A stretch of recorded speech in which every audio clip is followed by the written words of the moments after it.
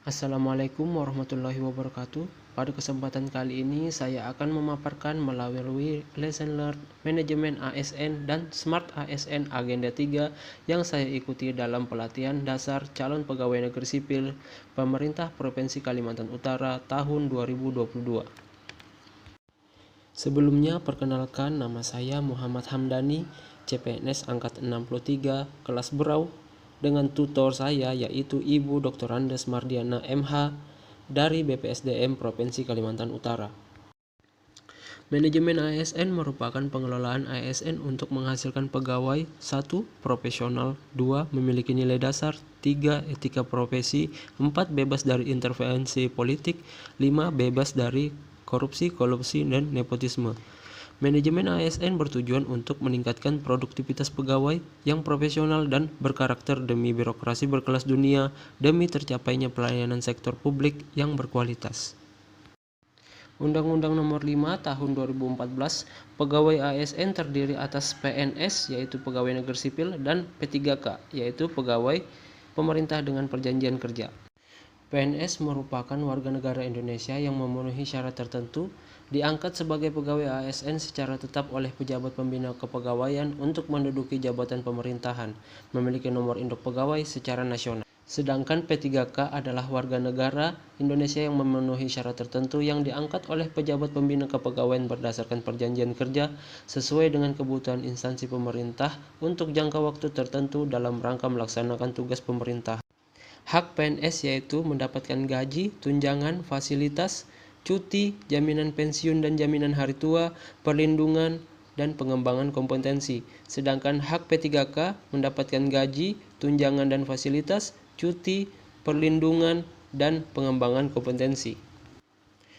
Kewajiban ASN setia dan taat pada Pancasila, menjaga kesatuan dan persatuan bangsa, melaksanakan kebijakan yang dirumuskan pejabat pemerintah yang berwenang, mentaati peraturan perundang-undangan, melaksanakan tugas kedinasan dengan penuh pengabdian, menunjukkan integritas dan keteladanan dalam sikap, perilaku, ucapan, dan tindakan dalam kehidupan sehari-hari, menyimpan rahasia jabatan dan hanya mengungkapkan rahasia jabatan sesuai dengan ketentuan perundang-undangan, bersedia ditempatkan di seluruh wilayah NKRI.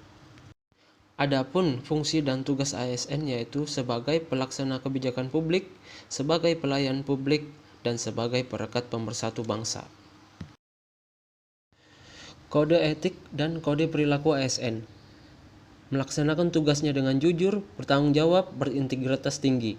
Melaksanakan tugas dengan cermat dan disiplin, melayani dengan sikap hormat, sopan dan tanpa tekanan, melaksanakan tugas sesuai dengan ketentuan peraturan perundang-undangan, melaksanakan tugas sesuai dengan perintah atasan, menjaga rahasia yang menyangkut kebijakan negara, menggunakan kekayaan dan barang milik negara secara bertanggung jawab, menjaga agar tidak terjadi konflik, memberikan informasi secara benar dan tidak menyesatkan kepada pihak lain, tidak menyalahgunakan informasi dalam mencari keuntungan, memegang teguh nilai dasar ASN dan selalu menjaga reputasi dan integritas ASN, melaksanakan ketentuan peraturan perundang-undangan mengenai disiplin pegawai ASN.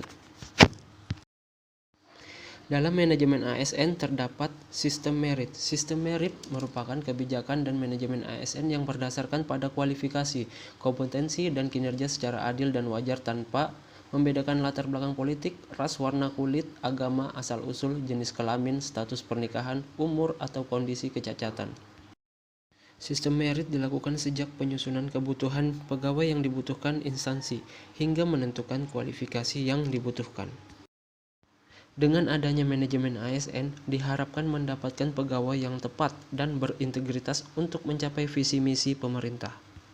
Smart ASN, yaitu ASN yang memiliki kemampuan untuk menghadapi persaingan global di dunia digital.